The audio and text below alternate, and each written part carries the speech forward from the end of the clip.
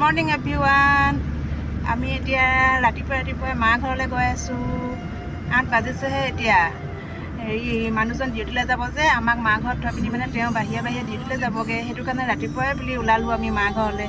এইফালে বেটা বহি আছে, এইফালে মানুহজনে গাড়ী চলাই আছে। খাই এটা দি দিয়া। দেখিছেনে, আমি গোটেই তিনিওটি একেলগে ওলাই গৈ আছোঁ। ঠিক আছে দেই, আপোনালোকক মা ঘৰত গৈ লগ পাম একেবাৰে। হেল্ল' গাইজ, আমি আহি মা ঘৰ পাই গ'লোহি দেই। এইফালে বেটা এজনী মা বহি আছে মোৰ কাষতে। মা ঘৰ আহি পাওঁতে মানে ভিডিঅ' কৰা নহ'ল, ইমান গৰম পৰিছে যে। গৰমৰ পৰা ভিডিঅ' একো কৰিব মন যোৱা নাই, ইমান অশান্তি লাগি গৈছে মানে। ল'ৰা ছোৱালীসকল যে কিদৰে স্কুল গৈছে নহয়, একদম ভাবিবই পৰা নাই। জুন জুলাই মাহতকৈও মানে বেছি গৰম পৰিছে। এইফালে মা বহি আছে মোৰ কাষতে। মা হাই দি কোৱা। এইফালে মা, আমি যে আহিছোঁ কেনেকুৱা লাগিছে মা? ভালে লাগিছে। মইনা আহিছে ন? অকলে মইনা অহাৰ কাৰণে ভাল লাগিছে মানে? মইনা সেইকাৰণে ভাল লাগিছে, তহঁতি অহাৰ কাৰণেও ভাল লাগিছে। হয় নেকি?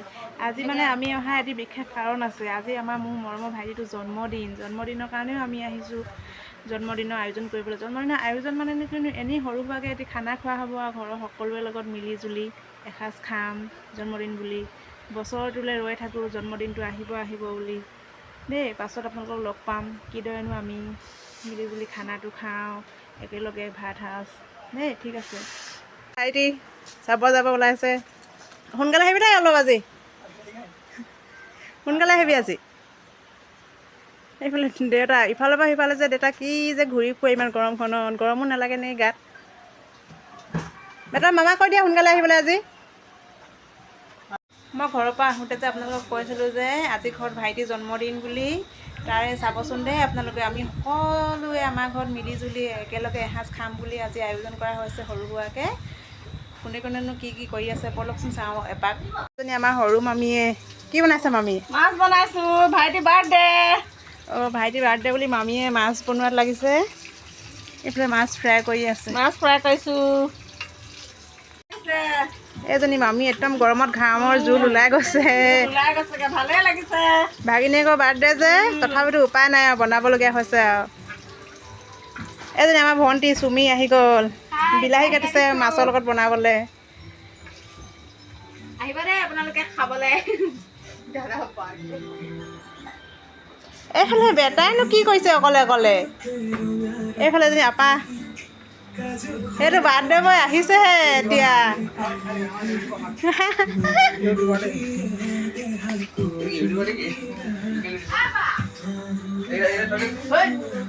দিয়া বেটাই নাচি আছে পুৰা অকলে। পাকঘৰত কোনে কি বনাইছে? এইফালে আপাই কি বনাইছে? আপা কি বনাইছে ইয়াত? হাঁহ মাংস, কোমোৰা। আপাই হাঁহ মাংস, কোমোৰা আৰু কিবা কিবি বনাই হৈ গ'ল চাগে। দাইল, কচু, ঔটেঙা আৰু ভাত হ'ল চাগে ন? এইজনী আপাই গৰমত একদম ভাত বনোৱা মজাই বেলেগ আৰু দেই। ফাইনেলি পাই গ'লহি কেক কটা সময়টো। ভাইটি হাঁহি চোৱা, একেবাৰে 32টা দাঁত উলিয়াই হাঁহি দিছে সি। ভাইটিয়ে কৈছে মই কেক নাকাটো, মোৰ লাজ লাগে দেই, মই ডাঙৰ হ'লোঁ এতিয়া। সকলোৱে কৈছে নহ'ব নহয়, কেক কাটিবই লাগিব। সেইকাৰণে ভাগিনীয়েকক কাষত লৈ সি কেক কাটিব লৈছে। ভাগিনীয়েকে আকৌ আমাৰ মানে বেটাই, মই আকৌ ওচৰত থাকিলেহে সি মমায়েকৰ লগত কেক কাটে। দেখিছেনে, ইফালে সিফালে চাই আছে। মানুহ বহুতেই আছিল যে সি আৰু লাজ লাগিছে। মই পিছে জানো বেটাই যে কেক নাখায়, কিন্তু মমায়েকে যে তাক কেক কাটি প্ৰথম কেকটুকুৰা তাকে খুৱাওঁ বুলি লৈছে। বেটাই মানে কেকৰ ক্ৰীম খাই বহুত বেয়া পায়, নাজানো কেলৈ বাৰু বেয়া পায়। সেইবাবে সি মুখখন বেকা কৰি দিছে। পিছে মই অলপ লৈ খুৱাই দিলত খালে। দেখিছেনে কিমান যে ভাল লাগিল নহয় আজি সন্ধিয়া সময়খিনি। সকলোৱে যে কিমান ফূৰ্তি কৰিলোঁ।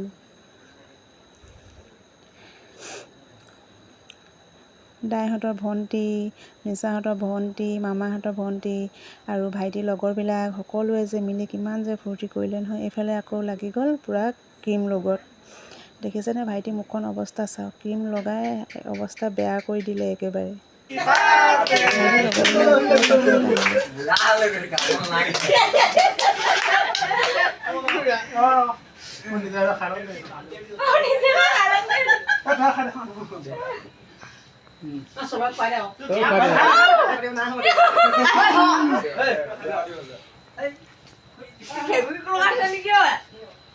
মোৰ খাম ন মোৰ খাম জ্বলাই দিলে আকৌ আগতে